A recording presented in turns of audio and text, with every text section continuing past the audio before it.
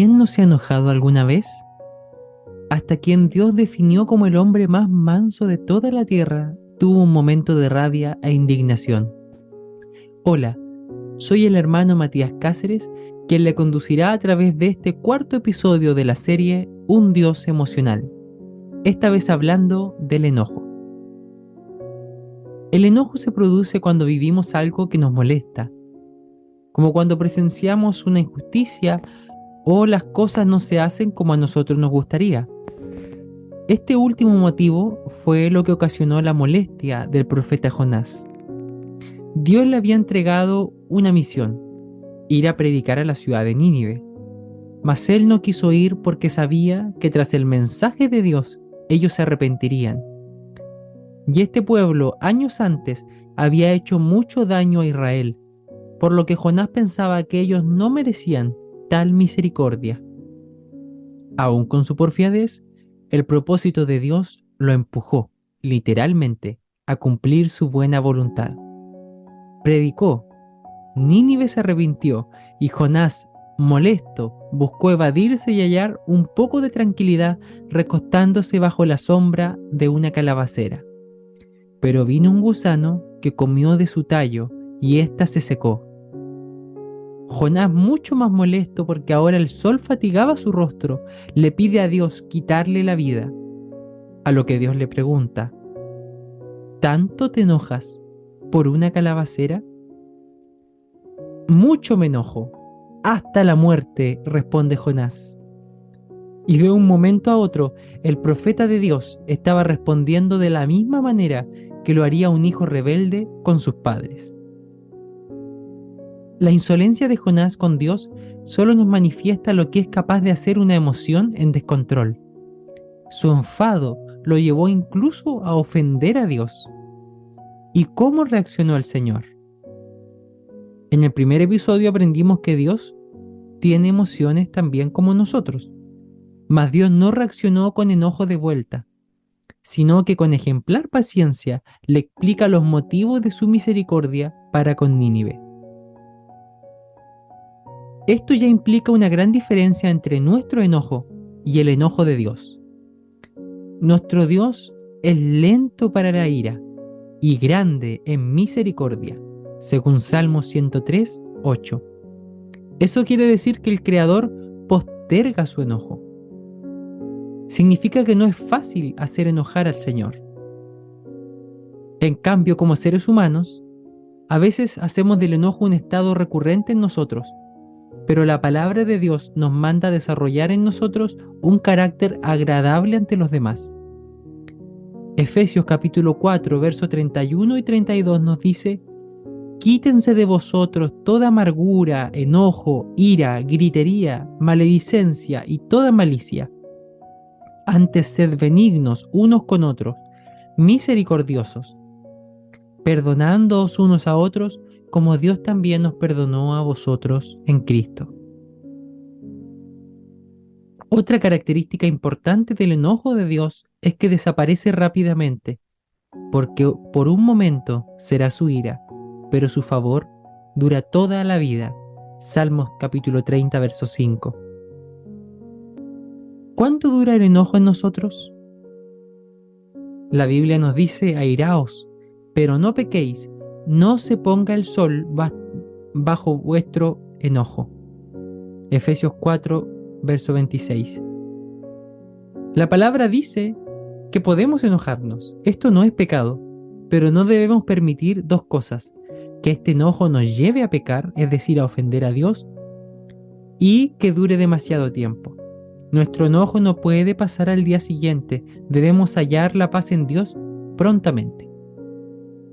Es muy importante que aprendamos a controlar nuestras emociones, a fin de que el enojo no sea un medio de pecado que dañe nuestra relación con nuestra familia o hermandad.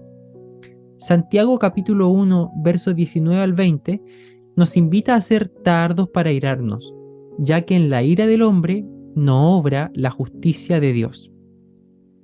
A través de un enojo mal controlado podemos hacer imposible, por ejemplo, la buena comunión en el hogar, al punto de que los demás miembros prefieran estar lejos, como nos dice Proverbios capítulo 21, verso 9. Mejor es vivir en un rincón del terrado que con mujer rencillosa en casa espaciosa. Dentro de la palabra de Dios hay un hermoso ejemplo para aplacar la ira.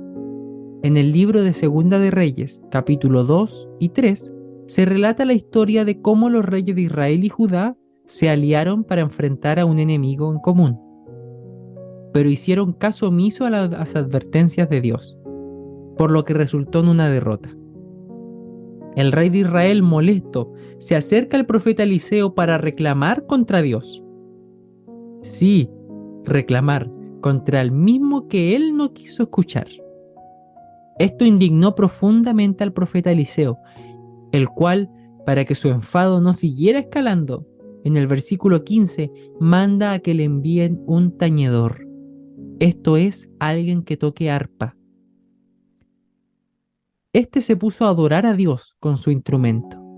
Y dice el relato que durante esa adoración, la mano de Dios vino sobre Eliseo y él supo lo que tenía que hacer. Esto es maravilloso. A través de la alabanza pudo hallar serenidad y calma, pudiendo alcanzar a discernir la voluntad de Dios. No dude en pedir un tañedor en sus momentos de enfado o rencor.